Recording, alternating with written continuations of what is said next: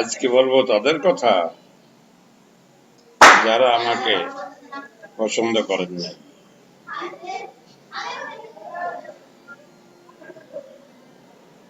সে অনেক আগের কথা, 1956 সাল হবে বোধ হয় সেটা। তখন নারায়ণগঞ্জে চাকরি করতাম। সেই সময় আমরা যেখানে চাকরি করতাম সেখানে যে ট্রেড ইউনিয়ন ছিল তার আমি সেক্রেটারি ছিলাম। সেই সময় একজন নতুন চাকরিতে যোগদান করলেন, তার নাম আব্দুল বাকি, বাড়ি নোয়াখালী জেলায়। কোনো আমরা বুঝতে পারি নাই যে অফিসের লোক নেওয়া হচ্ছে, কিন্তু যোগ দিলে বুঝলাম যে উনি তখন ওদের যিনি হেড ক্লার্ক ছিলেন শরীফুল্লাহ চৌধুরী, ভালো লোক, ওনারও বাড়ি নোয়াখালী। তার সঙ্গে বোধ হয় কোনোভাবে সম্পর্কিত কি জানি না, তার কারণেই চাকরি হলো এটা আমরা পরে বুঝলাম। যাই হোক, ছোটখাটো মানুষ, পাতলা লিখে ম্যাট্রিক পাস। এই চেহারাটা আজকাল যে কোরিয়ানদের চেহারাটা যেরকম চোখ মুখ ওই রকম একটা সেই ধরনের। চাকরি যখন প্রথমে জয়েন করলে দু একদিন দেখে আমাদের যারা আমরা ওখানে অন্তত এক চেতে কাজ থাকতাম, তাদের কারোই পছন্দ হলো না লোকটাকে, কেমন যেন একটা।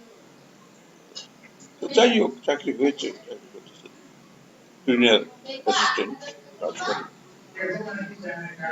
2-4 মাস 6 মাস ভিতরে কি হলো, কি হয়েছে অ্যাডমিনিস্ট্রেশনের সঙ্গে আমরা জানতাম না, কিছু কি হলো তো যাই না, দেখলাম সে লোক সাসপেন্ড হয়ে গেছে। এই আমাদের সঙ্গে তেমন ইয়ে ছিল না, প্রস্তুত ছিল না। আমি একটা চাকরি করি সেই হিসাবে, একই বয়সী, আমাদের বয়স আমার সমানই হয়তো ছিল তখন, বা আমার একটু বেশি থাকতে পারে, যেমন ভাঙা ভাঙা চেহারা আর কি। যাই হোক, সাসপেন্ড হয়ে গেলেন। এই তখন আমাদের কাছে খুব ঘোরাঘুরি করতে, কি করলেন তা মনে নাই, তবে আমরা আবার তার পক্ষে হয়ে গেলাম। আমরা আবার কর্মচারী হিসেবে আরো তাকে সমর্থন দিলাম। কি করলাম, বেশি কিছু করলাম তা না, কিন্তু আমরা সমর্থন দেওয়াতেই শেষ পর্যন্ত কিছুদিন পরে তিনি আবার ইনস্টিটিউট হয়ে গেলেন। ঠিক আছে, অসুবিধে নেই। এর 1 বছর পরে হবে বোধ হয়, কি 2 বছর পরেও হতে পারে। তো একদিন আমি বিকালে 5:30টার দিক হবে, আমি একা এই বাসার দিকে যাচ্ছি। তখন খানপুরে মেসে থাকতাম, বাসায় না, খানপুর মেসে যাচ্ছি। ওই কাছাকাছি যে একটা গলিপথ দিয়ে যাচ্ছি, ওই তৎকালীন ন্যাশনাল ব্যাংকের পাশ দিয়ে একটা গলিপথ, সেখান দিয়ে আমি যাচ্ছি। পথ দিয়ে যাচ্ছি, সামনে দেখলাম 4-5 জন লোক আসছে, এক এক পথ জুড়ে গল্প করতে আসছে। ওই কলেজের ছাত্র, এই ধরনের বয়সের কয়েকটা লোক কথা বলতে বলতে আসতেছে। আমি আমার হাতে একটা খাম, একটা চিটের লম্বা খাম, যেটা তার ভিতরে কয়েকটা কি একটা কাগজ আছে, সেটা ওনার ধরে আমি হাঁটতে হাঁটতে যাচ্ছি। তাদের আসতে দেখে আমি রাস্তার একদম বামের কোনা দিয়ে একটা দেয়াল আছে, দেয়ালের পাশ দিয়ে হেঁটে আমি যাচ্ছি। তাছাড়া বাদ দিকে সরবার জায়গা ছিল না, ততক্ষণ সরবার আমরা সরে সরে আমি যাচ্ছি একা একা। বাদ দিকে দেওয়াল, ডান দিকে একটা বাসা, একটা বাসা, তার বারান্দা আছে, সেখানে কয়েকজন লোক ছিল। সেটা আমি আগে দেখি নেই, পরে বুঝলাম সে বারান্দায় কিছু লোকজন ছিল। তো গ্রিল টিল যে চুকি দেওয়া ছিল ভালো, আমি তাকাইও নেই, লক্ষ্য করিনি। পরে তখন যখন যাচ্ছি, তারা আমার প্রায় পথ জায়গায় দেয় না, এরকম একটা অবস্থা হলো। তাই পাশ দিয়ে শুনে যাচ্ছি, চলে গেছি আমি। তো এখন 4-5 হাত এগিয়ে গেছি, তারা পার হয়ে গেছে। তখন বলছে, এই সাহেব থামেন, আপনি পথে চলেন তো মানুষ দেখেন না? তাই আমি বললাম যে কেন আমাকে বলছেন, কেন কি হলো? তখন আমি সাদা প্যান্ট শার্ট পরতাম, তখন আমি এই পোশাক পরে ডানে হাতে ওই খামটা ছিল। তো আপনি মানুষের গায়ে গুঁতো লাগে দেখেন না, পথে চলেন। এই কথাটা আমি বরং বলতে পারতাম তাদের, যে তারা সমস্ত পথ দিয়ে যাচ্ছে, আমি জায়গাই পাইনি চলবার। তখন আমি ইউনিভার্সিটিতে ল পড়ি, সেই সময় অবস্থার কথাটা। তো যাই হোক, আমি নারায়ণগঞ্জে তখন মোটামুটি সব অফিসগুলোর সঙ্গেই, সরকারি অফিস ছাড়িয়ে আমি কোম্পানি অফিসগুলোর সঙ্গে মোটামুটি পরিচিত ছিলাম। ট্রেড ইউনিয়ন সেক্রেটারি হিসাবে মিটিং সিটিং করেছি, এসব আমাকে এমনি লোকে কিছু চিনত। আর এই অফিসে কালচার ফাংশন করেছি, এটা সেটা করেছি, তার ফলে কাছে কিন্তু লোকজনে আমাকে এমনি নাম ছিল, মুখ চিনত যে এই লোকটা এখানে, এই ছেলেটা এখানে ছেলেটা করে। আমার সম্বন্ধে খারাপ ধারণা থাকার কোনো কথা নয়, ভালোই থাকার কথা আছে। তাই আমি মনে করতাম যে আছে, আমার কোনো অসুবিধা নেই। আমি খুব ফ্রি ভাবে নারায়ণগঞ্জে চলাফেরা করতাম, কোনো অসুবিধা নেই। এখনকার নারায়ণগঞ্জ অবশ্য অনেক বড়, কিন্তু আমি যখনকার কথা বলছি তখন তো নারায়ণগঞ্জ ছোট শহর। সেখানে বেশিরভাগ সময় বাইসাইকেলে বেড়াতাম, দু এক সময় অফিসের গাড়িতে। এই সেই হিসাবে পথে হঠাৎ কিছু লোক বলছে যে পথে দেখেন না, আমি একটু বিস্মিত হলাম। আমি বললাম যে কেন, আমি তো ই করি। তো আপনি হাঁটেন, মানুষের গায়ে লাগে। আমি দাঁড়ায় দাঁড়ায় যে বলছি যে কেন, কি লাগবে, কি হলো, আমি তো বুঝতে পারিনি কি বলছেন আপনারা। যে আমাদের হাঁটুতে লাগলো। তখন কি, তখন তো যা বললেন তার মানে তো বলা লেগে যায়, আমি যে হাতে খামটা নিয়ে যাচ্ছিলাম হাতে ধরিয়ে, এই খাম, আমরা এই খামে তাদের কারো হাঁটুতে স্পর্শ করছে। আমার দুই আঙুলে, খামটা দুই আঙুলে ধরা ছিল, দুই আঙুলে ধরা। এই খামের কোনা ধরে যাচ্ছে, সে খামে সেই তাদের হাঁটুতে কারো আমার এই খামের কোনা লাগিয়েছে। আরে এত কিছু চাইছিল, এইটা হলো আমার অপরাধ, আমার খামের কোনা তাদের গায়ে লাগিয়েছে।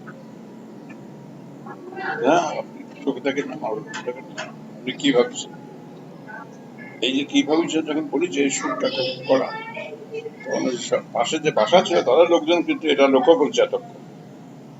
তারা এরপরে কয়েকজন লোক নামে গেল। আমি আমি থ হয়ে দাঁড়ায় আছি। কেন, কি করলো উনি, কি করেছে?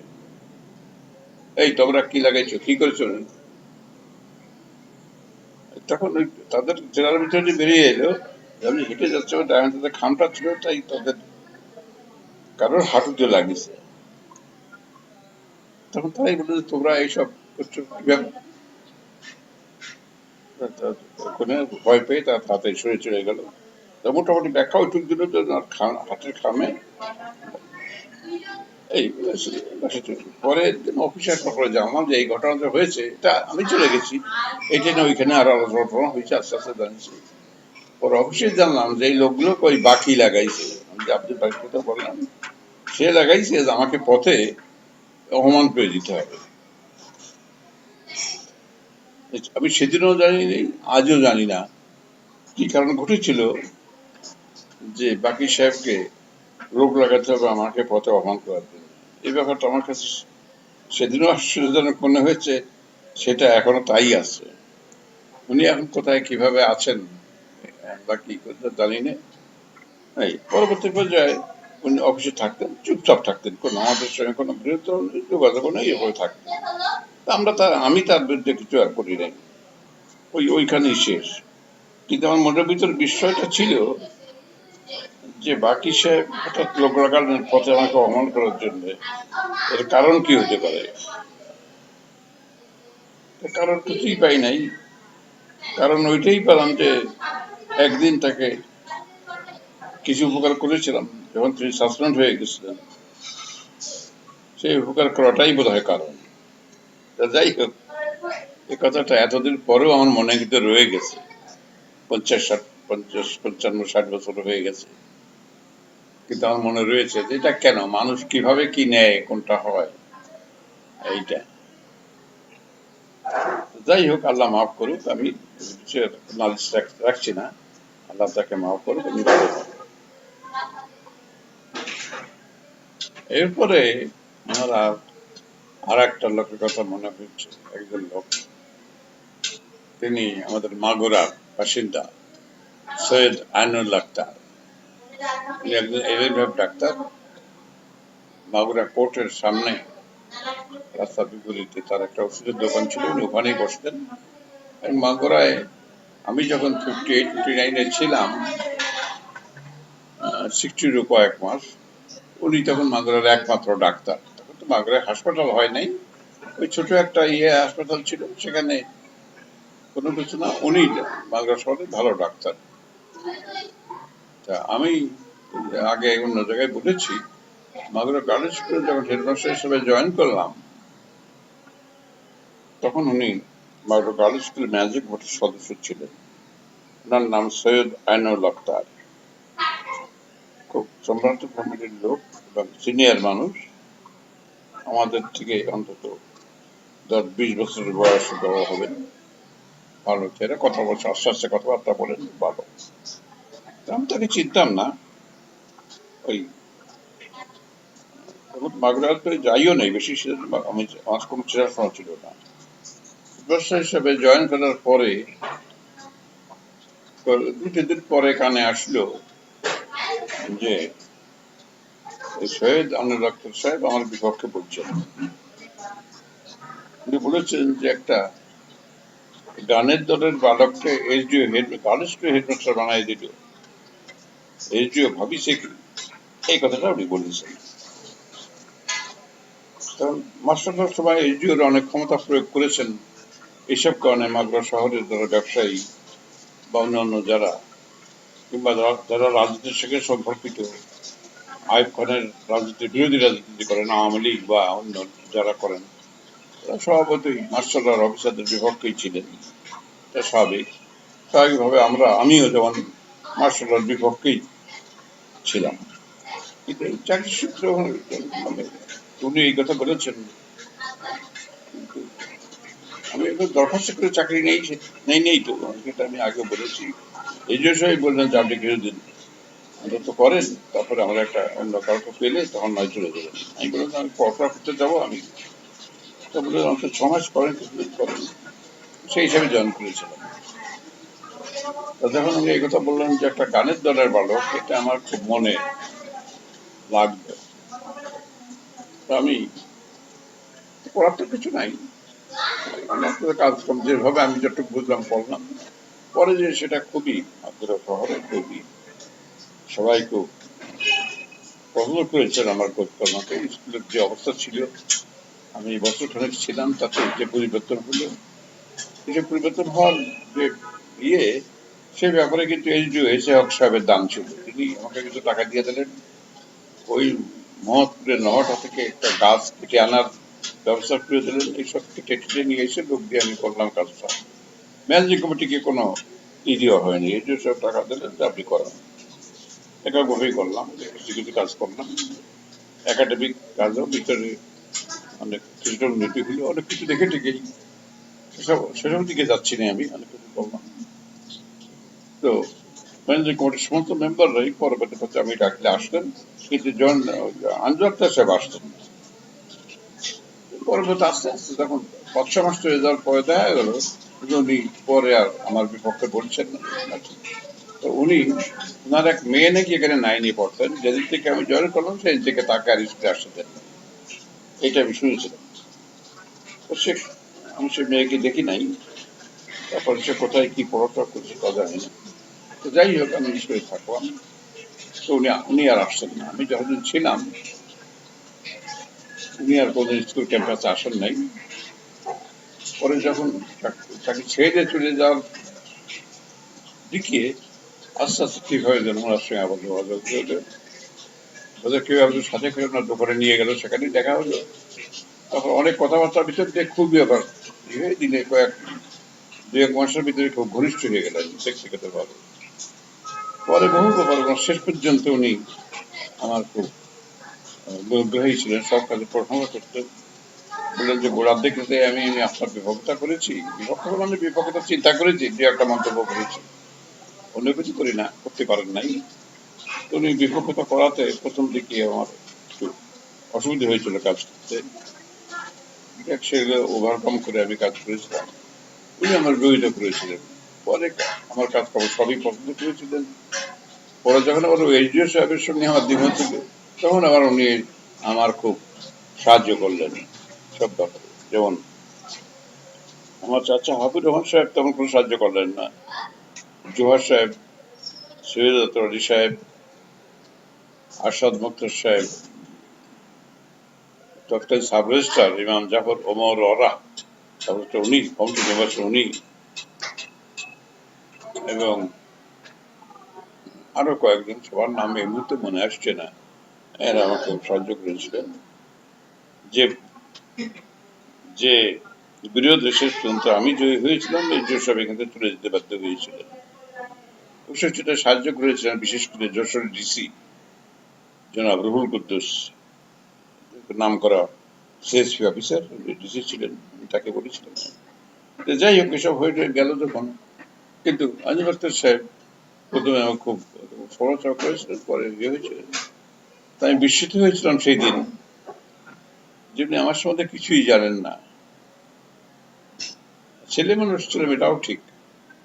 আমি চাকরির দরখাস্তও করে ঠিক সবই তিনি বোধহয় জানতেন, এটিও সবই দিয়েছেন, অথচ উনি আমাকে ওরকম কথা বলেছিলেন। এটা আমার মনে লেগেছিল কথাটা।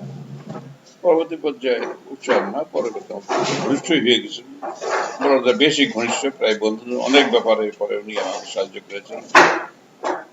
এই পরবর্তী পর্যায়ে ওখান থেকে আমি চলে যাই, আমি তো স্কুলে যাই, পরে সম্মিলন স্কুলে যাই, সেটা হয়ে যায়। অনেকদিন তার সঙ্গে যোগাযোগ হয় নাই। একদিন আমি মাগুরে মুন্সিফ কোর্টে গিয়েছিলাম, এই তখন প্রাইমারি স্কুলের একটা কেসের ব্যাপারে। সেখানে উকিল সাহেবদের ওই বেঞ্চে বসবো, এমন সময় দেখি যে আইনুল আখতার সাহেব ওই ডকে দাঁড়ানো,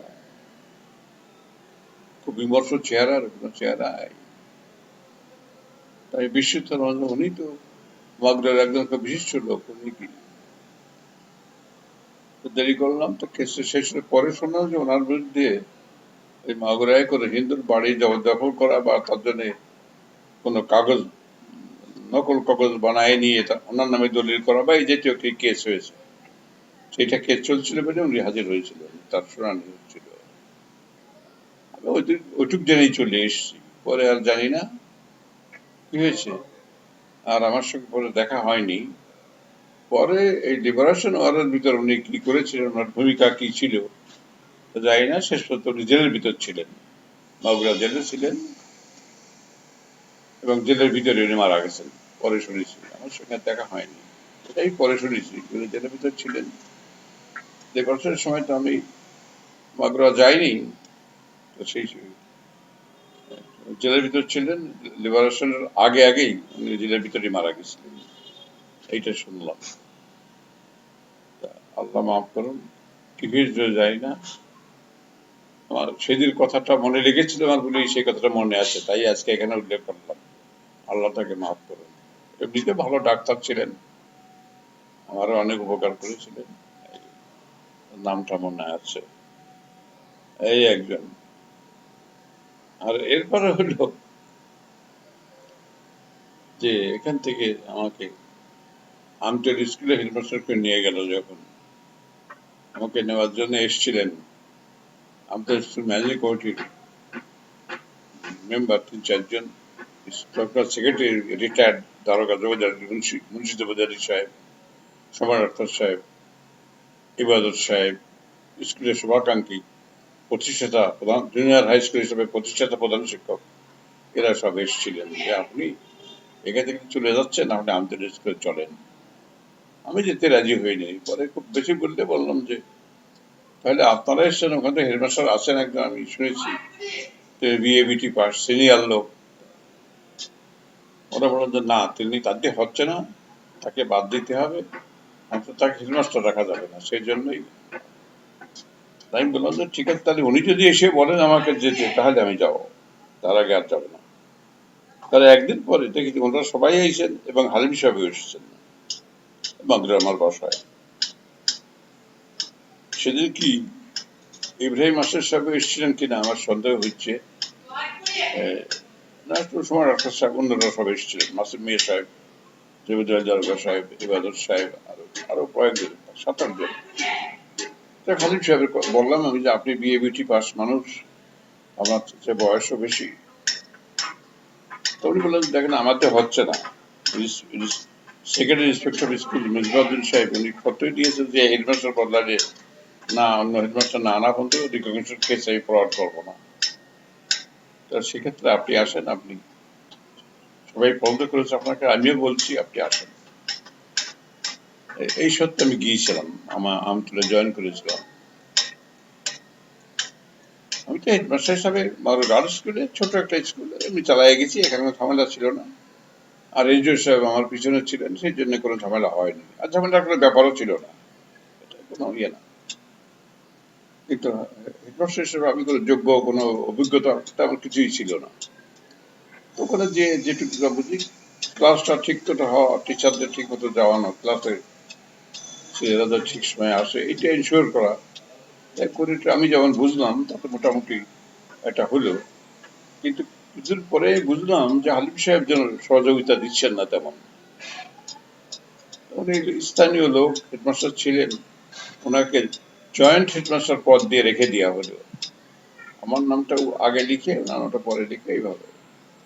আমি এসব জয়েন্ট হেডমাস্টার কি হেডমাস্টার এসব ইয়ে হবে, এডুকেশন ডিপার্টমেন্টে কি নিয়ম আছে, কিভাবে কোনটা হয় তাও জানি না। যারা ম্যাজিক কমিটি জয়েন্ট হেডমাস্টার করলেন, এই পদ আছে কিনা, এটা কি হয়, বা এসে হেডমাস্টার থাকবেন কিনা, কি হবে, এসব আমি কিছু বুঝিনি। হেডমাস্টার হিসাবে জয়েন করলাম।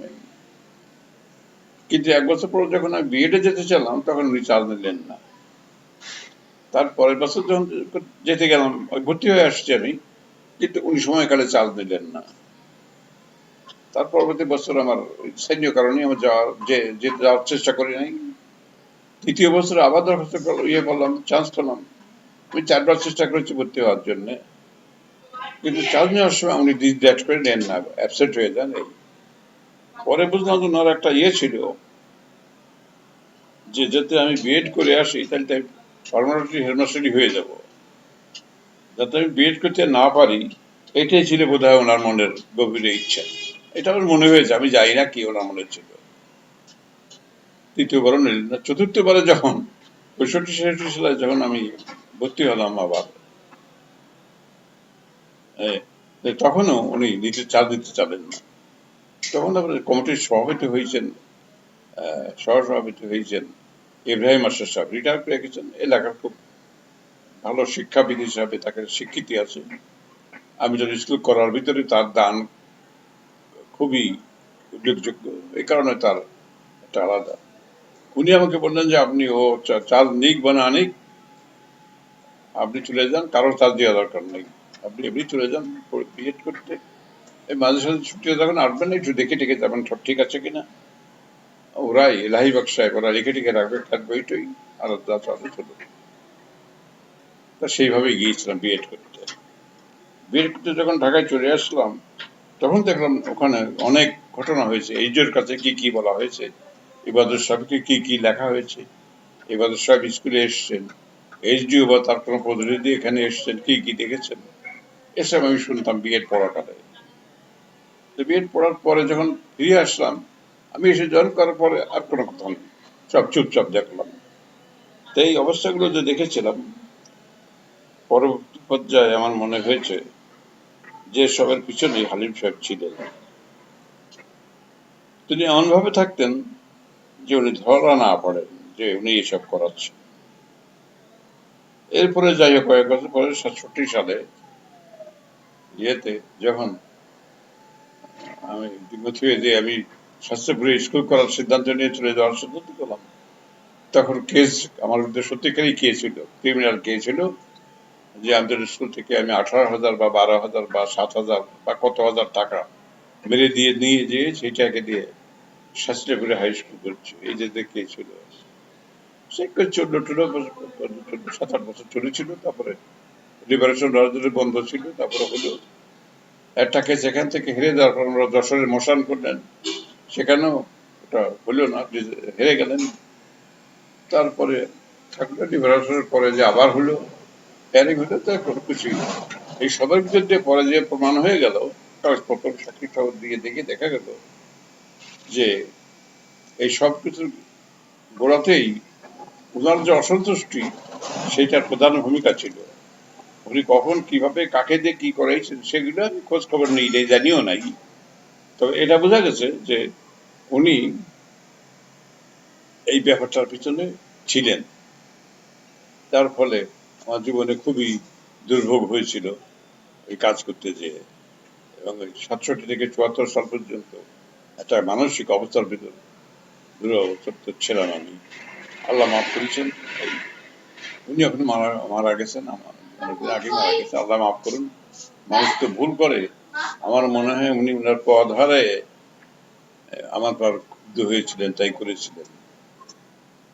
তা আমি তার বিপক্ষে কিছু করে নাই। আমি চলে আসার পরে উনি কয়েকবার সমন্বয় রেজিস্ট্রার এখানে চাকরি করার জন্য, তা আমি আবার আন্তঃরাষ্ট্রে যে কথাবার্তা বলে সেটা আপোষ করে দিয়ে এসেছি যাতে উনি করেন এই জাতীয়।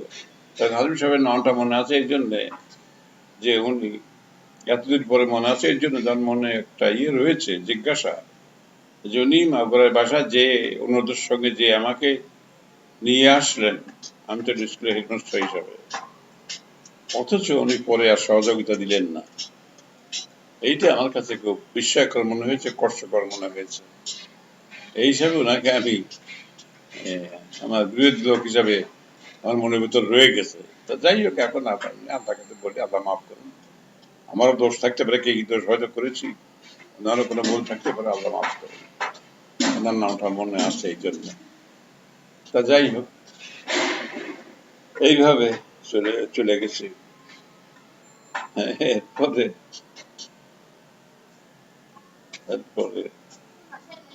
কথা, এসব কথা বিস্ময়কর বলে বলছি আমি। এটা যাদের কথা লিখতে আল্লাহ মাফ করুন তাদের, কিন্তু পৃথিবীতে এরকম ঘটে যায়, এক জায়গায় থাকলে এরকম ঘটে যায়। তখন মাগুরা গার্ডেন স্কুলে হেডমাস্টার। একদিন শীতকাল, মাগুরা আমাদের বাসার দক্ষিণ দিকে একটা সবেদা গাছ ছিল, সেখানে দাঁড়ায় একজনকে ডাক দিলেন আমাকে হেডমাস্টার সাহেব বলে। ছোট বাসা তো, বসার তেমন জায়গা ছিল না। আমি এগিয়ে গেলাম, গেটের সামনে দেখি যে উকিল সোহরাব হোসেন সাহেব আর দেওয়ানি কোর্টের পেশকার রিটায়ার্ড আমাদের চৌগাছির আশরাফ সাহেব। উনি কেবল তখন সোহরাব সাহেবের জুনিয়র উকিল হিসাবে জয়েন করে যান। পেশকারি চাকরি ছেড়ে দিয়ে ল পাস করেছেন এবং সোহরাব সাহেবের জুনিয়র উকিল হয়ে আসেন, আমার বাসায় আসেন। ওরা দুইজন রোগী পড়া চাদর গায়ে দুইজনেরই। আমি বললাম কি ব্যাপার আপনারা দুইজন? আশরাফ সাহেবকে চৌগাছের লোক পেশকার হিসাবে চিনি, ভবিষ্যতে নিয়ে এমনি চিনি যে উনি চৌগাছের লোক পেশকার, ওকালতি পাস করেছেন। সোহরাব সাহেব উনি নতুন বারে জয়েন করেছেন, এখন আসেন এখানে বাসায়। উনি আইসে, ওনার দুটো মেয়ে স্কুলে ভর্তি হবে 6-এ, কেবল ওকালতিতে বসেছেন, চাকরি ছেড়ে দিয়েছেন, এখন নতুন তো ওকালতি হয়েছেন, এখন তো ওনার না। তা আপনি তাকে কিভাবে করতে পারেন? আপনি একটু সুযোগ হয়ে দিতে পারবেন? আমি করতে হতে পারে কিছু পয়সা যদি ইয়ে করেন, একটা অ্যাপ্লিকেশন দিলে ভর্তি ফিটি কম টকবে, বেতন নেওয়া যায়, পরে যেও বেতন হয়তো কিছু কম নেওয়া যায়, এটা করে দেওয়া যেতে পারে। তাই বলার জন্য এসছি। সোহরাব সাহেব তখন তো টেমেনে হন নাই, উকিল হিসাবেও খুব প্রতিষ্ঠিত তা না।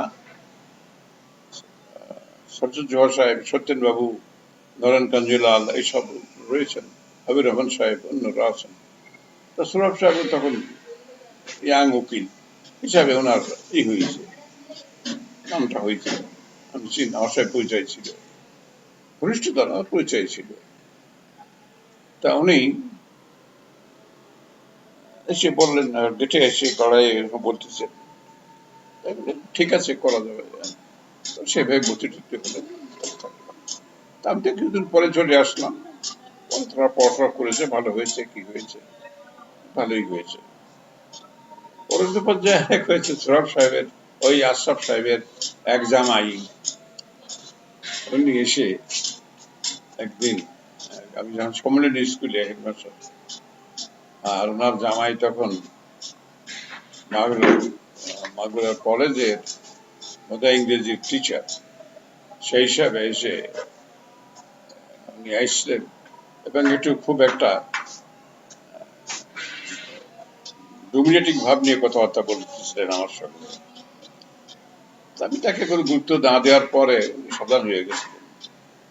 সে আশরাফ সাহেব তিনি উকিল হয়েছেন, তার মেয়ে তার লেখাপড়া সবচেয়ে ভালো হয়েছে, তার হাজবেন্ড তারা আইছে এখানে এসে, আমি এখানে হেডমাস্টার আছি, আমাকে আমার উপরে, আমার অফিসে এসে আমার উপরে ডমিনেট করবেন এই ভাবটা, তা আমি তাকে কিছু বলি নাই। মনে হলো যে এটা এইরকমই দুনিয়ায় হয়। তা যাই হোক, এসব ছিল। পরবর্তী পর্যায়ে আমতলী স্কুল যখন, আমতলী স্কুলের সঙ্গে আমার দ্বিমত হলো, যখন কেস করলো আমতলী স্কুল, সেই কেসের ড্রাফটিংটা আশরাফ সাহেব করে দিচ্ছিলেন। আশরাফ সাহেব তখন চৌগাছা স্কুলের সেক্রেটারি, চৌগাছি দাঁড়িয়াপুর ইউনিয়নের ইলেক্টেড চেয়ারম্যান, সেই হিসাবে উনি অনেক দামি লোক। আর আমরা তো সামান্য স্কুল মাস্টার, উনি দামি লোক হিসাবে, উকিল হিসাবে উনি ড্রাফট করে দিয়েছিলেন। আমতলী যে কেসের ড্রাফটিংটা ওনার, উনি করে দিয়েছিলেন। তো নেপুল সই করে নেই, বাইরের একজন এলাকার বিশিষ্ট লোক মিয়া সাহেব, উনি সই করেছিলেন। এইভাবে কেসটা হয়েছিল। যারা কমিটির মেম্বার বাইরে, তারা কেউ সই করেন নাই। খালিদ সাহেব ছেলেদের গোড়ায় ড্রাফটিং করেছেন আশরাফ সাহেব উকিল, সেই কেস হয়েছিল। যে আশরাফ সাহেব আমার বাড়ির দরজায় দাঁড়াইছিলেন একদিন, তিনি ড্রাফট করার আগে বরং একবার আমাকে শুনতে পারতেন যেখানে কি ভুল বুঝাবুঝি হয়েছে না কি হয়েছে, তা কিন্তু তিনি শোনেন নাই।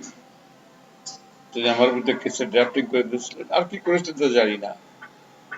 যাই হোক, উনিও মারা গেছেন, এখন তার বলা যায় না। আমার মনে সেই কষ্ট লেগেছিল যে দুনিয়ায় মানুষ এরকম হয়ে যায়। আল্লাহ তাকে মাফ করুক, আমারও ভুল থাকতেই পারে, কি দোষ করেছি, কখন কোন কারণে বিরক্ত ছিলেন আমি জানি না। আশরাফ সাহেব এরকম করেছিলেন। মানুষের পরিবর্তন এরকম হয়, সময় সুযোগে পরিবর্তন হলে মানুষ সবসময় অতীতকে ভুলে যায় বোধ হয়, বেশিরভাগ মানুষই বোধ হয় ভুলে যায়।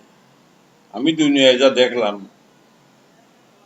আমার তাই যেন মনে হয়, কেউ অতীতকে মনে রেখে বর্তমানে চলতে পারে না। এই দোষ আমারও হয়তো অনেক আছে, আমার নিজের দোষটা নিজে বোঝা যায় না। যাই হোক, আল্লাহ মাফ করুক। এটা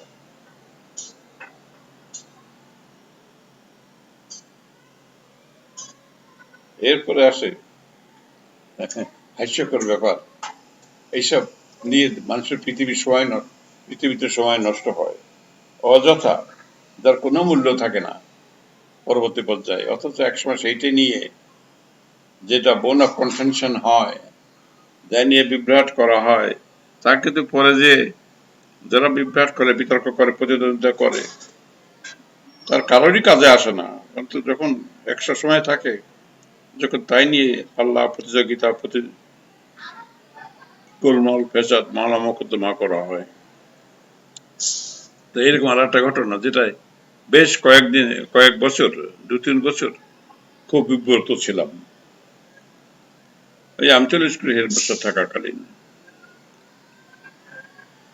স্বাস্থ্যপত্রিকা কার্যালয়ে যে রাস্তা গেছে, এই রাস্তাটা আমতলী স্কুলের মূল ভবনের পুষ্পের গা দিয়ে মাঠ আড়াআড়ি গিয়েছিল। স্কুলের মাঠের ছেলেরা যে বল খেলে যেখানে বল সেন্টার করেছে, একটা বল রেখে, সেই সেন্টার করা জায়গার 5-6 হাত পশ্চিম দিয়ে ছিল রাস্তাটা। সাবেক ডিস্ট্রিক্ট বোর্ডের রাস্তা, নকশা ওইভাবেই আছে, মাঝখান দিয়ে রাস্তা আছে এবং খেলা মাঠ সমান মাঠের মতো, কিন্তু গাড়ি টাড়ি ওই রাস্তার স্কুলের মাঠ দিয়ে সরাসরি যায়। ঘোড়ার গাড়ি, গরুর গাড়ি, সাইকেল, এই তো যায়। আগে তো মোটর গাড়ি চলতো না, পরে আস্তে আস্তে মোটর জিপ চালু হলো, ট্রাক চালু হলো, এইসব 2-1খান গাড়ি দেশে আসলো, এই মাঠের মাঝখান দিয়ে যাতায়াত শুরু হলো। তখন আবার স্কুলের মাঠে বিকেল বেলা ছেলে ফেলে বল খেলে, আমি ওখানে হেডমাস্টার হয়ে যাওয়ার আগে ওই স্কুল বিকেলবেলা বল খেলার সময় ঘোড়ার গাড়ি যাওয়া নিয়ে দ্বিমত হয়েছে, মারামারি হয়েছে, ছেলেরা গাড়ি উল্টে ফেলে দিয়েছে, এসব ঘটেছে। তো আমি হেডমাস্টার হয়ে যাওয়ার বছরখানেক পরেই, বছর দুই পরেই, আমি ওই রাস্তাটা একবারে স্কুলের যে ফুটবল ফিল্ড তার পশ্চিমের সীমানা দিয়ে ঘুরাই দিলাম। ওইদিকে একটা ঘাট ছিল, সেটা আসাদুল আজম, উনি ইউনিয়ন কাউন্সিলের মেম্বার ছিলেন, প্রজেক্ট কি মাটি কাটার কি কাজ হয় ছিলেন। বললাম যে আপনি এই মাটি কেটে এই জায়গাটা ভরাট করে দেন রাস্তাটা। আমার কথা মতো উনি গর্তটা ভরাট করে দিলেন, আমি রাস্তাটা ঘুরাই দিয়ে আর জিকের কষা ছেড়ে দিয়ে জিকের কষা কাটা এনে ঘিরে দিলাম, স্কুলের মাঠটা ঘুরে গেল।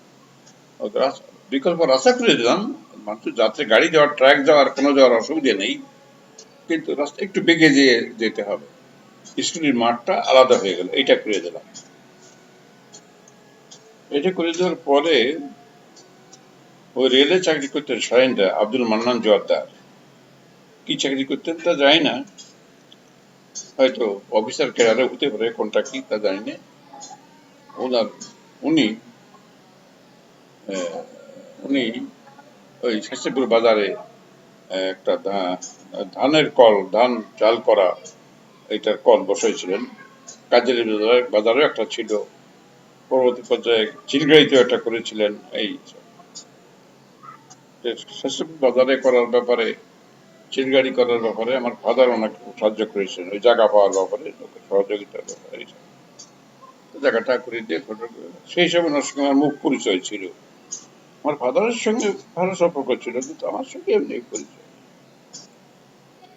রাস্তা হয়ে যাওয়ার পরে উনি এক সময় আমাকে বললেন যে আপনি তো রাস্তা ঘুরাই দিয়েছেন পাশ দিয়ে, কিন্তু এটা হবে না, এটা আপনি অন্যায় করেছেন। তাই বললাম যে অন্যায় খাঁটি আইনের চেক হতে পারে, এখানে আছে, কিন্তু এটা স্কুল যেহেতু হয়েছে, স্কুলের মাঠটা আছে, একটুখানি ঘুরে যেয়ে তো রাস্তা তো ঠিক সুন্দর রাস্তাই করে দেওয়া হয়েছে, কোনো অসুবিধা তো নাই। তো স্কুলের মাঠটা পরিষ্কার হলো, দুর্ঘটনা ঘটে যায়, ঘটতেও ঘটেছে, সামনেও ঘটতে পারে, দিন দিন গাড়ি টাড়ি চালু হয়ে যাচ্ছে। তা তো করেছেন, কিন্তু এই মাঠের ভিতরে জমি তো আমার আছে, ওই জমি আমি দখল করব। একদিন স্বেচ্ছাপুর বাজারে উনি আমাকে বললেন, তাই আমি হেসে উড়ে গেলাম যে এটা তো হয় না, জমি আপনার। এই স্কুলটা এখানে হয়েছে 1884 না 86 সালে, সেই এমই স্কুল হিসাবে, তখন থেকে এটা মাঠ আছে শুনছি। স্কুলের পুরনো ম্যাগাজিনে পড়েছি যে এটা এই মাঠ এইভাবেই আছে, গ্রামের লোকে খেলে।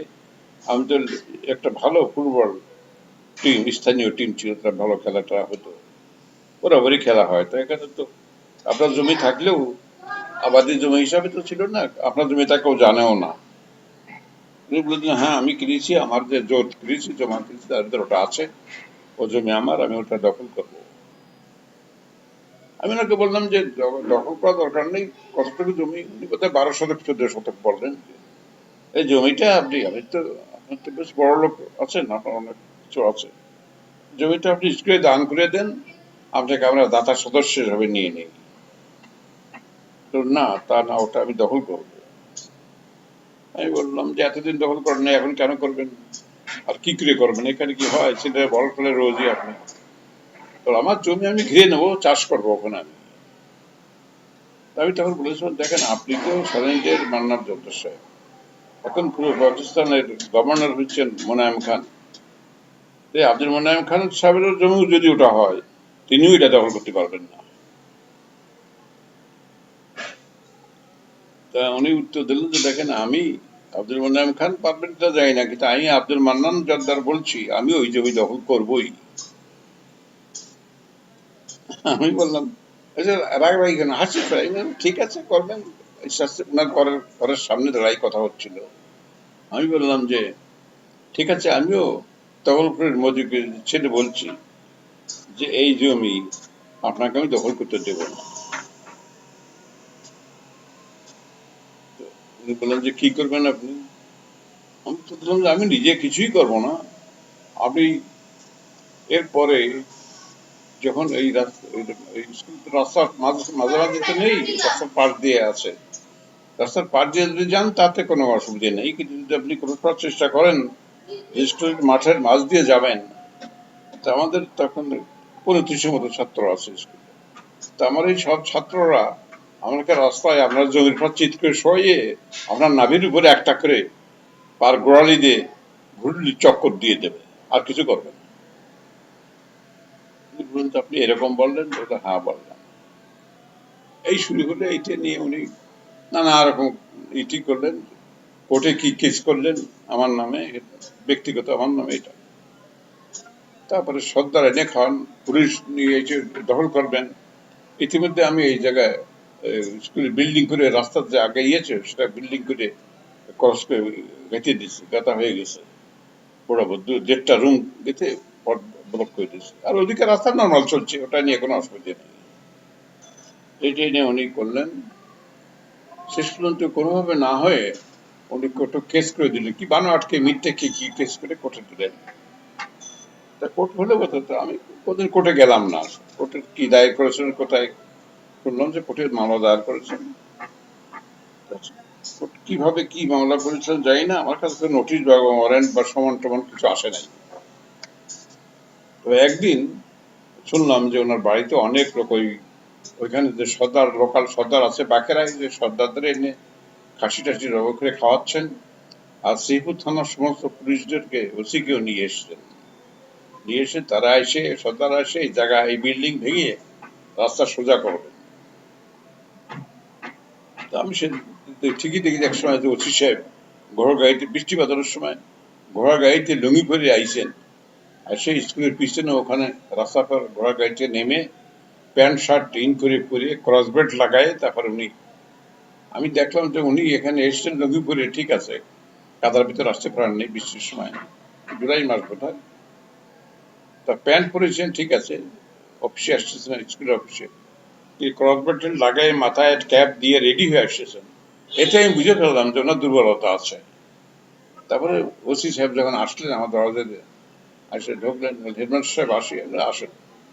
তারা দেখে, আপনি আপনি কি শ্রীপুর থানার ওসি? আমি জিজ্ঞেস করলাম, চেয়ারে বসেই। তাহলে হ্যাঁ। তা আপনি এখানে বসে, আমি তাকে রিসিভ করলাম না, হ্যান্ডশেকও করলাম না, এমনি তুমি একটু দাঁড়ানো থেকে বসে। আমি তাকে আমলই দিলাম না, আমি আমার ফাইলের কাজ করছি এরকম একটা ব্যস্ততার ভাব দেখালাম। উনি বলেন যে, উনি বুঝলেন যে দারোগা দেখে ভয় পেয়ে যে একটা যাচিত করবো তা আমি করছি না। তখন উনি বললেন যে, আপনি কি এই যে এখানে একটা কি গোলমাল হবে শুনেছি, আমাকে মানবদর সাহেব বলেছেন। আমি গোলমাল কি হবে তা তো আমি জানি না, এখানে গোলমালের কোনো ব্যাপার তো নাই। কিসের গোলমাল হবে?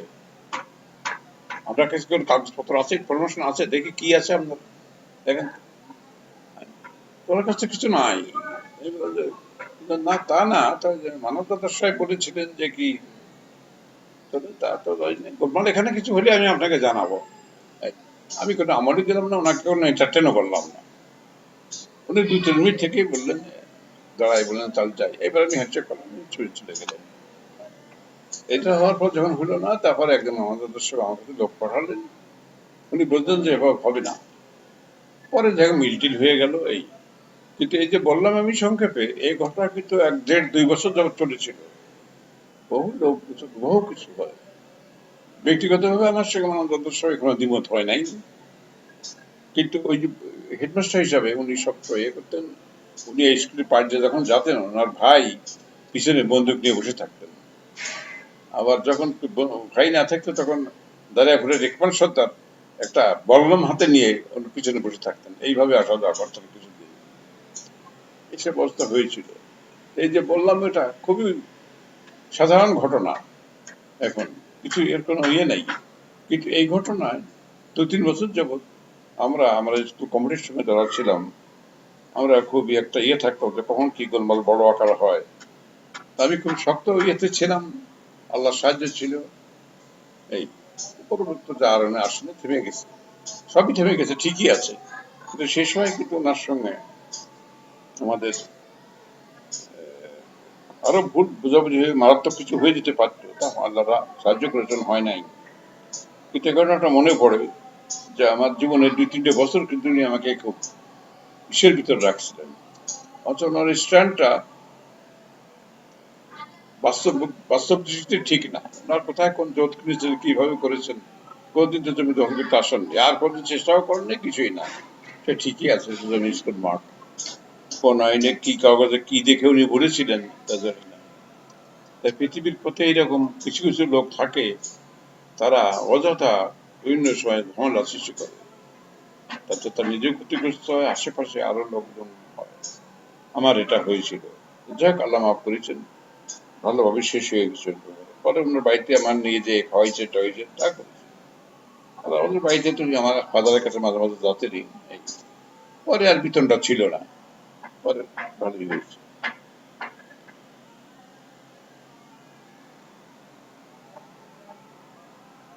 এরপরে বলি একটা গল্প, সাধারণ গল্প।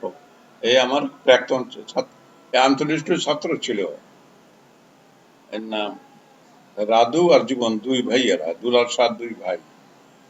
একজন নাম অমল সাহা, একজন নাম বিমল সাহা। আন্তর্জাতিক স্কুলে 8-9-এ পড়তো, তারপর আর পড়াশোনা করে নাই। শেষাপুর বাজারে ব্যবসা ট্যাবসা করে। তো এরা, আমি সমন্বয় স্কুল যখন চলছে এই সময় এরা এরা একটা এখানে একটা বৃদ্ধ ভাব সৃষ্টি করেছিল, কি জন্য কোন ভাবে তা ভালো জানি না। তো এরা একটা ইয়ে করে 100 ম্যানেজিং কমিটিতে এরা পাল্টা মেম্বার হয়ে আসলো। ওই জীবন একজন, সে পাল্টা মেম্বার হয়ে আসলো। আমার এক ছাত্র দাঁড়িয়াপুরের দেলোয়ার হোসেন, এই স্কুলের ছাত্র, মেম্বার হয়ে আসলো। এই ইলেকশন হয়েছে। আমি কোনোদিনই কোনো ইলেকশনে ইন্টারফেয়ার করি, যেটা তারা আসে, তারা আসে আসলে আমি বলেছি, মিটিং এ দিয়েছি, এজেন্ডা হয়েছে। আমার কোনো বিরোধিতা কেউ করার চেষ্টা করে নাই, কোনো কিছু নেই, তা বলেছি। কেউ যদি অন্য কোনো সাজেশন দেয়, বুঝেছি, তাদেরটাও নিচ্ছি। আমার কোনো বিরোধ হয় নাই। আমি তো সমন্বয় স্কুলে কোনো সিদ্ধান্তের ব্যাপারে আমার সঙ্গে কারো কোনো বিরোধ হয়নি। আমি যা বলেছি বুঝাই দিচ্ছি, একমত হয়েছে।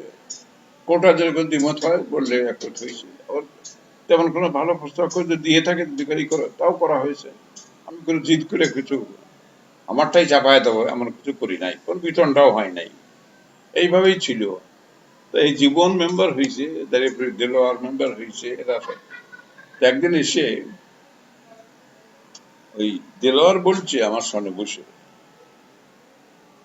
যে এর এর আগে স্কুলের ইন্টারনাল অডিট হয়েছে, ওরা দেখেছে কারা কারা থেকে করা হয়েছিল, মিটিং এ বলা হয়েছিল, ওরা এসে কমিটির মেম্বার হয়েছে, ওইটি অডিট টডিট করেছে, কি হয়েছে। তারপরে একদিন দেলোয়ার হোসেন এসে বলছে দাঁড়িয়াপুরের, সে কমিটির মেম্বার তখন, স্যার একটা কথা আপনাকে বলবো।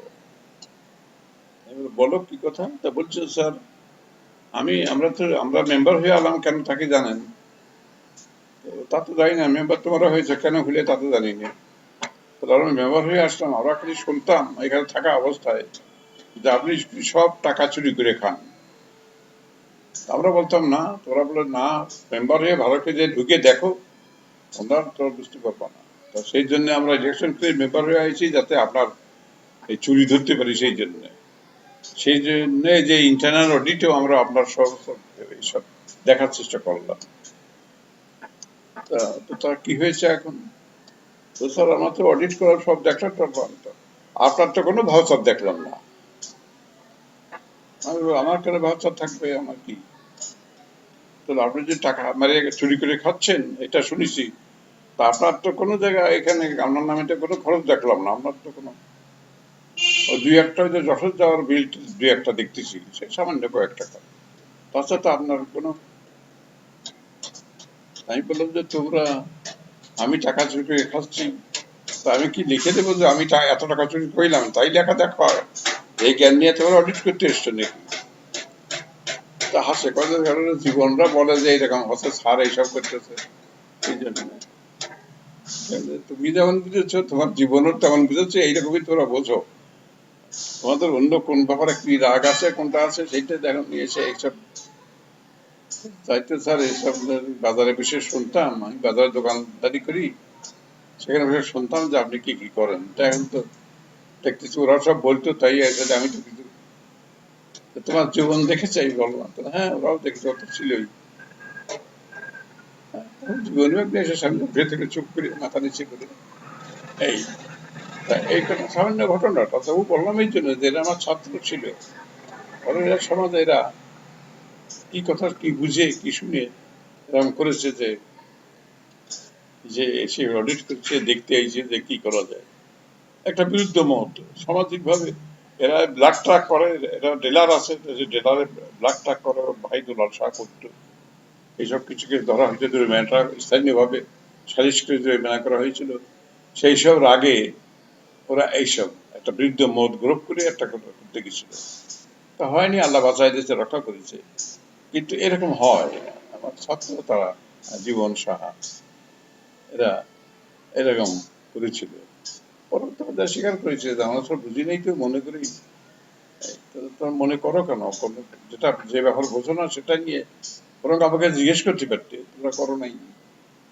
যাকে হয়ে গেল। তার কথাটা বলছি এই জন্যে, যারা যখন এই কথাটা বললো তখন আশ্চর্য হলাম যে মানুষ কতভাবে চিন্তা করে। আর একটা ঘটনা বলি, এটা অনেক পরের ঘটনা, আরো পরের ঘটনা বলি। ধরেন আমি শেষের দিকে একেবারে, এটা বোধ হয় 96, 97 সাল, 95 কোন সময় হবে মনে নাই। এক সময় এই কচুন মামা নওয়াবুল ইসলাম সাহেবের ছেলে বপু এই আন্দোলন ছিল, আমার ছাত্র ছিল। পরবর্তীতে এখানে আইসে ব্যবসা করে কি করে, সেই স্কুল কমিটি মেম্বার হয়েছিল এখানে সে। আর রামচন্দ্র স্কুলে আমার এক ছাত্র, তার নাম গুলজার হোসেন, ওই হাফেজ মহিউদ্দিনের ভাই। হাফেজ মহিউদ্দিন সাহেব আছেন না, ছোট ভাই, আমার ভাই গুলজার হোসেন সে। আর রামচন্দ্র স্কুলের আর এক ছাত্র আবুল কালাম আজাদ, সে আবাফের হাই স্কুলের হেডমাস্টার, সেও আমার ছাত্র। এরা তিনজন থানা ইজাহার দিয়েছে, এবার লিখিত থানা ইজাহার দিয়েছে যে আমি এই সম্মিলনী স্কুলের কতগুলো মেহগনি গাছ, সেগুন গাছ আর কি কি গাছ চুরি করে বিক্রি করে দিয়েছি। গাছ চুরি করে বিক্রি করে দেওয়া যায় কিভাবে তা তো বুঝিনি, তারা ইজাহার করেছে এরকম আমি গাছ বিক্রি করে দিয়েছি, এরা লিখিত করেছে। এটা যখন ওসি আমাকে বললেন, আমি যখন সিভিল কলেজে ওই ইন্টারমিডিয়েট পরীক্ষার ভিজিলেন্ট টিমের সদস্য হিসেবে আমরা বসেছিলাম প্রিন্সিপালের রুমে, উনি বললেন যে আপনার নাম তো এই, আপনার তো নাম শুনেছি, তা আপনার নামে একটা দরখাস্ত হয়েছে। দরখাস্ত বলতে আমি দেখাচ্ছি, তো দরখাস্ত থানার থেকে আমাকে দেখালেন। তাই বললাম যে তিনজনই তো আমার ছাত্র, দরখাস্ত করেছে তো গাছ যখন আমি চুরি করে বিক্রি করেছি, গাছ কাটলে যে কাঠের সেই জায়গার গোড়া গর্ত পাওয়া যাবে, বা নতুন মাটিতে ভরাটকা পাওয়া যাবে, বা স্থানীয় লোকে জানে যে গাছ কেটে নিয়ে গেছে আমি বিক্রি করতে, পাশেই বাজার আছে বা গ্রাম আছে, আপনি সেখানে যে দেখেন কি ব্যাপার হয়েছে, কোনটা কোনটা বিক্রি হয়েছে, কয়টা হয়েছে। উনি হেসে বলেন না আসলে ব্যাপারটা কি। তাই বললাম যে এটা যে ওই গুলজার হোসেনের ভাই স্কুলের টিচার আছে, তার বিরুদ্ধে একটা অভিযোগ আছে, তাই নিয়ে দ্বিমত চলছে, সেই সব নিয়ে ঝামেলা আছে। আমার ব্যক্তিগত কিছু না, হেডমাস্টার হিসেবে কিছু না, তার চাকরি থাকবে না বোধহয়, এরকম একটা অবস্থা হয়েছে, সেই জন্য দলটার গ্রুপিং হয়েছে এখানে, ওই এইসব। এটা কিছুই না, এটা কোনো ব্যাপার হয়নি। ভিতরে লিখিত ভাবে থানায় এজাহার করে দিয়েছে, সেই এজাহারের কপি পরে ওসি সাহেব আমাকে একটা ফটোকপি করে আমাকে দিয়ে দিয়েছিলেন, আমি রাখিছে, আছে আমার কাছে। তিনজনই আমার ছাত্র, যার কোন এক পয়সা মানে 1% সত্যতা নেই, কোনো কিছুই নেই, অত করে দিল। মানুষের চিন্তার বা তাদের বুঝের বা তাদের স্বার্থের বিপক্ষে গেলে মানুষ কখন কি করতে চায় কি করে তার কোনো ই থাকে না। এরা তিনজনে আমার ছাত্র। যে বকু যে সে তো কাজী নাসিরুল ইসলাম, সে তো আমাদের ঘনিষ্ঠ একটু আত্মীয়তা সম্পর্ক ছাত্র। গোলজার সে বাইরে, তার সে ক্লাস 6-7 আন্তর্জাতিক ছাত্র ছিল গোলজার। সে এমনি আমাকে সামনে দেখলে সালাম টালাম দেয়, স্যারই বলে, কিন্তু সে আমার ছাত্র তো আমি আমার মনেও ছিল না, পরে খুঁজে দেখলাম যে হ্যাঁ ছিল। আর কালাম সে তো ভালো ছাত্র ছিল। আমার এক স্যার জলিল সাহেব, তার ভাস্তি, তার জামাইও আমার ঘনিষ্ঠ ছাত্রই, ভালো ছাত্র ছিল। আবার স্কুলের টিচার হয়, সে টিচার অ্যাপয়েন্টমেন্টের ভিতরে আমার একটু ভূমিকা ছিল, পরে হেডমাস্টার হয়েছে, এসব হয়েছে। কিন্তু সে কি ব্যাপারে দ্বিমত পোষণ করে তা জানি না, সেটা বিরুদ্ধে ভাব পোষণ করে তো এইসব করেছে। পৃথিবীতে কি কি হয় তা তো জানি না।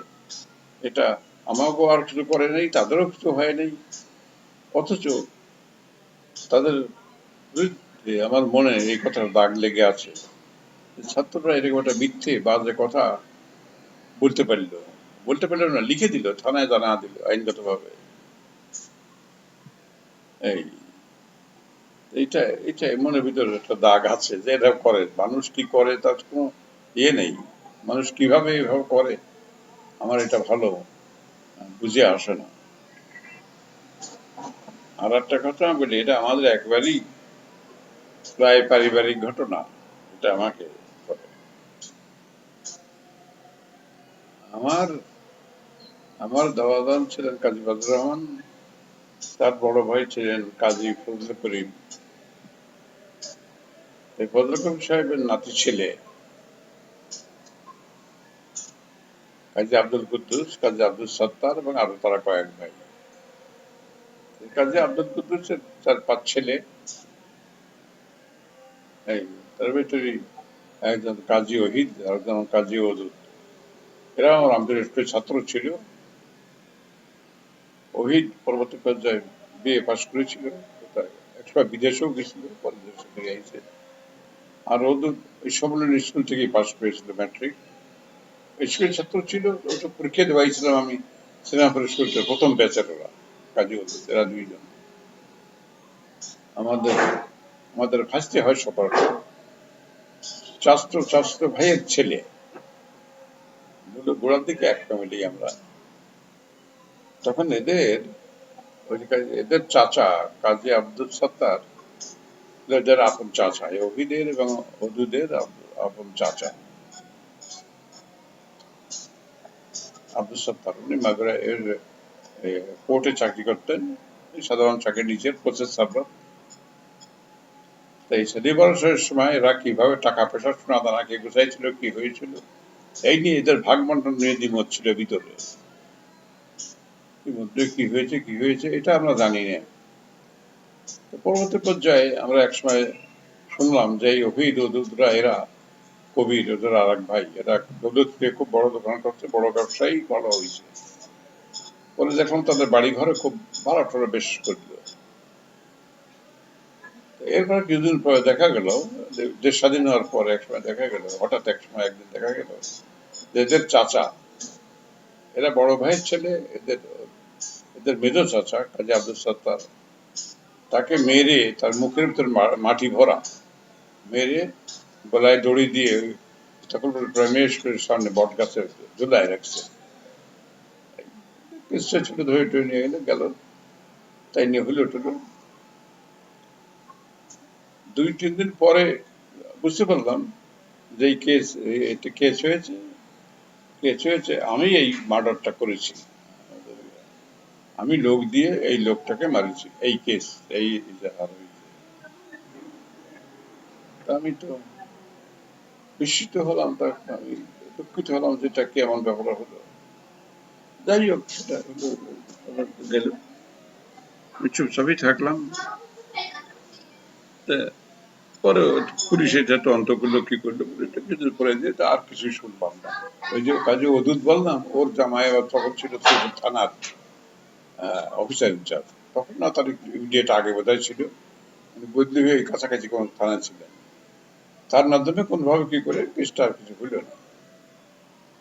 আমি শুনলাম যে আসামি, কিন্তু আমার আর কেউ কিছু জিজ্ঞেস করলো না, কিভাবে সব চাপা পড়ে গেল। 1 বছর পরে যে আবার পুনরায় তদন্ত হইল, ওদেরই আর এক চাষা দরখাস্ত করলো যে আমি 1 লক্ষ টাকা ঘুষ দিয়ে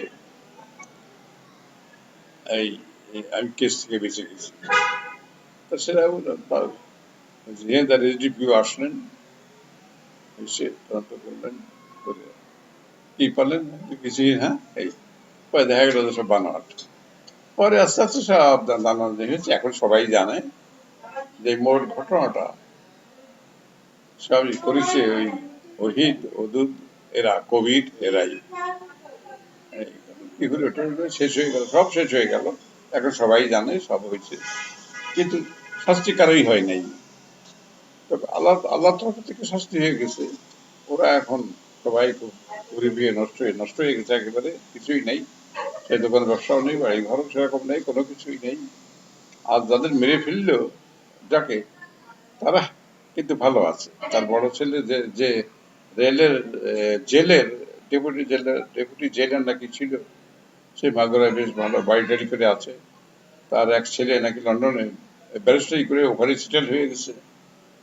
তার মেজর ছেলে কলেজের প্রফেসর আছে। তার ছেলে ওই সিলেট ইঞ্জিনিয়ারিং কলেজের টিচার হয়েছে। হালে সে আবার পিএইচডি করার জন্য আমেরিকায় আমেরিকায় গেছে।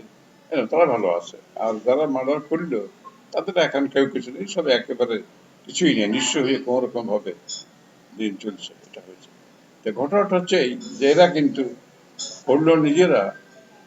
একসময় আমাকে হুকুমের আসামি বলে 1 নম্বর আসামি হিসাবে কেস করে দিল।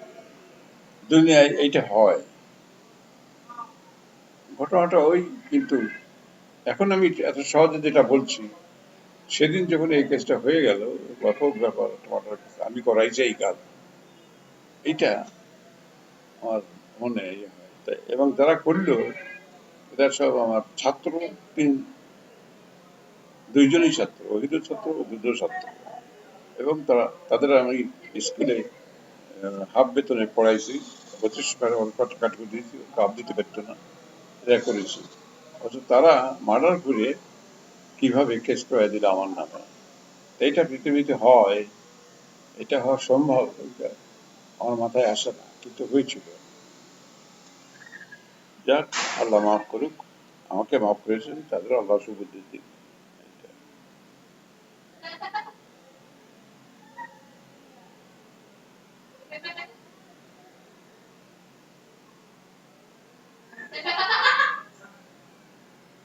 আজকে